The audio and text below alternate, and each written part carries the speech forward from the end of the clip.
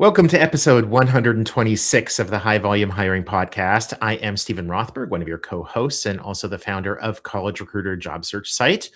It's a little bit after lunch where I'm at. I did have pizza last night, and I think in a little bit we're going to see what pizza has to do with candidate applications. Jeanette, was that okay? Sure, I was confused, but let's see where this goes. Jeanette Leeds.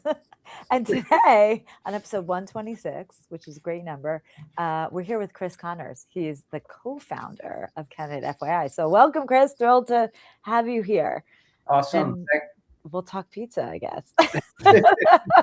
Thank you for having me. And it's funny, I thought you were going to say you had pizza for lunch, and I was about to ask, how are you still awake? Yeah, right? Lots of coffee. But it's good to be here. Thanks for having me. Super excited to get into all sorts of stuff. Awesome. So why don't we kick it off for our listeners with my typical first question, as many know. Tell us, Chris, like a little bit about you, Candidate FYI. I'm also curious, co-founder, like why'd you start Candidate FYI, which maybe all circled together. So give us a scoop. What's the story? Yep. So I've been in technology my entire career. I've been a candidate many times, and several years ago, I was on one of the last interview processes I'd ever been on, and I was so overwhelmed. It was so disjointed to me. There were so many different communication points and email threads and PDFs and prep guides, and there must have been 50 different emails for this one company I was interviewing with. Wow. It was wild. And I was deep into the process with this company at this point, and there was so much. I never knew where I stood. I never knew how to prepare. When upcoming meetings were coming up, I didn't know who I'd be meeting with. I wanted to exceed, right? Like I was super excited about this potential role. So I spoke to my brother, who was a CTO at the time. He's always been the technology mind. I've always been more of the sort of like business development mind. And I was like, why is the interview process like this? It's arguably the most important time of anyone's career, right? When they're interviewing with a company. And why is it so outdated? Why is it archaic? Why is it built and being done the same way it was 20 years ago? Mm-hmm. And he's like, it's funny you say that. I work with our recruiting teams daily to figure out how do we make their day-to-day more efficient? How do we bring more automation? It's highly manual. So we just kind of put our heads together and said, let's build something that can service both candidates and recruiting teams. And fast forward to today, it's been a wild journey. So the reference to pizza, and thank you for not stealing my thunder, Chris. The reference to pizza is in the fall. Amy Miller, who is, if people who aren't following her on LinkedIn definitely need to. She's a tech recruiter with I believe Amazon AWS. I think she does a lot of like recruiting for robotics kinds of roles, like very high tech. She posted something that I saw that it essentially said something to the effect of, if we can track a pizza from the moment that we order it and follow its progress all the way to the point that we get it, why can't candidates do the same thing when they're applying to job offers? And then I think you chimed in and you basically said, that's what we do. So that's when I reached out to you and said, could you be our guest? So talk with us about, if a candidate is using Candidate FYI, is it kind of like tracking a pizza? How do you do that? Because a lot of companies, they don't want you to know this stuff. Yep. So great question. And that's what many people know us as, right? Like almost like the Domino's pizza tracker for your job application. Yeah. We've all ordered a pizza from Domino's, right? We know that experience. I mean, I don't know. I live in New York. I'm a Jersey girl. I'm like, there's better pizza out there. But middle of the night. But I had to throw that out there. But yes, keep going. So okay. Sbarro, Jeanette, Sbarro is not actually better. But that's another podcast. Oh God, yeah. Okay, keep going, Chris. Sorry, I just couldn't help myself. Keep going. But yes, most of us are order Domino's. Remember the college nights where none of the good places were open, and it's 1 a.m. Where do you turn to? Domino's. Fair. And you've got $7 in your pocket. Yep, exactly. Yes. Okay.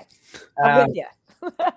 So some quick background on us. So we are a B2B SaaS platform. So we sell to the actual business, the client. So some examples are companies like Discord and Peloton and AG1. Big companies use our software to really create this exceptional experience for their candidates.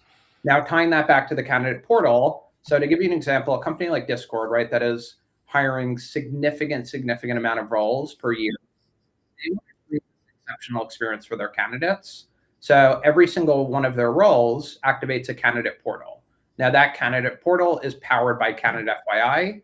So if I'm a candidate, I apply to a role at Discord, I now get access to this just like immersive living and breathing portal where I can track my job application. It's fully branded to Discord. I can see where I am in the process, what's upcoming, how many stages there are. And that is fully synced back to Discord's ATS. So it's working with their typical workflows of moving candidates throughout the process. But then I can prep in there. I can schedule interviews in there. I can see videos, employer branding content. I can get really, really excited about the brand. So that's what I talk about, like, why is the interview process the way it's always been? Those email threads and everything, where when we order a pizza from Domino's, we order something from Amazon, we order a couch from Room and Board, we can track it through its entire journey. Yeah. But we apply to a job and that's the experience we get. So we knew that needed to change. That's awesome. How has AI played a role in that? Because I feel like I've seen some things over the years where it's like, okay, there's a portal on the snap, but this feels like there's more to it than just like log in. So maybe just talk a little bit more how, I don't want to say the modern day version, but the modern day version, let's go, versus 20 years ago. Great question, Jeanette. So Yeah. AI is at the core of everything we do. Yeah. So we are an enterprise platform. So we have our candidate portal product. Our main sort of product is our AI coordination product. So what this is all sorts of AI agents, right? It's scheduling agents, it's intelligence agents, it's all these agents that are helping coordination teams as they're moving candidates throughout the process. Now, everyone on this call knows, right? When you get into either high volume hiring or corporate hiring, there are a lot of interviews that need to get scheduled. And those get very time consuming when you're playing this sort of like calendar Tetris game. So our platform automates a lot of that with the power of AI. I don't think I've ever heard calendar Tetris game, but I know exactly what you're talking about. It's like, what time zone? 1:30 doesn't work. How about 1:45? And then before you know it, everybody's retired who's on that same email thread. Think Sorry, about go ahead. The candidates, right? It's like your existing way of doing it is like, let me email the candidate, ask them what times work for them. They respond back to me maybe 12 hours later. Then I have to go look at the interviewer's calendar. If I don't see any time available, what do I have to do? I have to ping the interviewer on Slack or on Microsoft Teams, or send them an email, ask them if they can move anything around, wait on them to respond, go back to the candidate. If nothing works, I got to ask for more time. Yeah. So just think about how much that builds over time. Yeah. The part of what we want to discuss here is helping these mostly large employers build world-class candidate experiences, right? Like, very few employers would not want that. When you built the product, put it into production, you've obviously had enhancements along the way. What's like the feature that candidates are the most excited about? And what's the feature that you thought they would be, but actually they didn't seem to care? So two good things. And for the first one, what they're most excited about, it always comes back to the candidate portal. Yeah. Candidates absolutely love that portal, right? Just think about like us, right? If we're applying to a job and one company is just like sending me an email here and there, an outdated PDF, like an outdated prep guide, versus this other company who's giving me access to like this insanely built out portal where I can do everything within it. It's almost like gamified in a way. So candidates love the portal. And one thing we built, which we thought people were going to be super excited about, but they really weren't, was we built a thank you note feature that exists in the portal. So think of like your historic way of thank yous, right? It's usually the candidate thanking the interviewer for their time.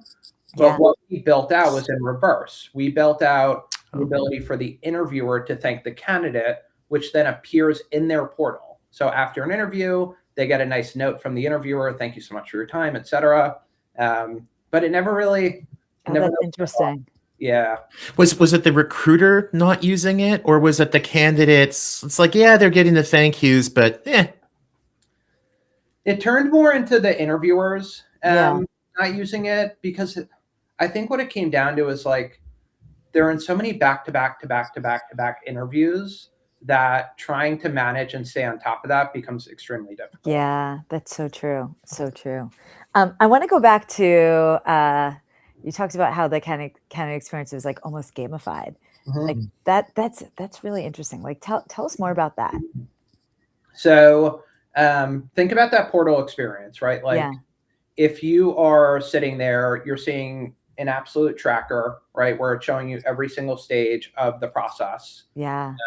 It's giving you all your prep material in there, videos, whatever the company wants to share with the candidate lives within that portal.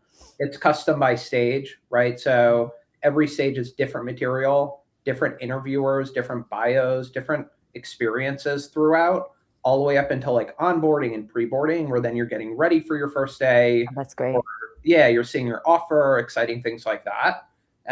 So really turning into this sort of immersive experience. Cool. I think we've got time for one more question. Jeanette, you okay if I grab it? Go for it. Okay. Jeanette and I are both data geeks. So true.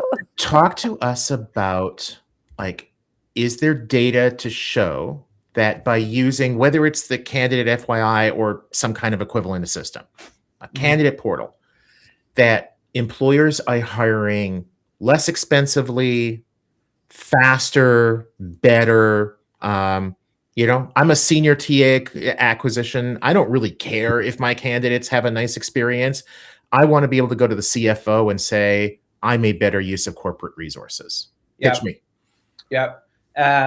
So two pieces to that. So on the high volume side, which is very important to this audience I want to talk through, is a lot of our customers, we work with their university recruiting and campus recruiting teams. Now they're doing significant high volume, especially during campus season. They could be interviewing thousands and thousands and thousands and thousands of candidates. Now for that to be fully human and manual is next to impossible. So think about the scale it takes to be able to throw some automation in there. That's where that candidate portal, all that scheduling functionality really comes into play on the high volume side, because now you're just moving candidate from one stage to the next, and all these things are kicking off automatically. The portal invites, the scheduling requests, the transitions. So it's all happening automatically. So very critical on the high volume side. Now on the like efficiency gain side, maybe less team members, stuff like that, we do see across coordination teams almost a 5x output on the amount of interviews RCs can schedule. So recruiting coordinators. So seeing some pretty significant gains on the coordination side of things. I love it. That's awesome. As a former campus recruiter who has scheduled and smiled and dialed to get all sorts of interviewers, like hundreds of thousands, it feels like that. It's just amazing. So this is great. Jeanette, do you have PTSD from sending out Outlook calendar invites? Like a little, not, I mean, a little. I'll just say one point, I don't even remember what year, I was going from, I think I was in Chicago doing, I don't know, it was like Kellogg, University of Chicago, recruiting interviews, setting stuff up. And then I was in Boston and like same thing.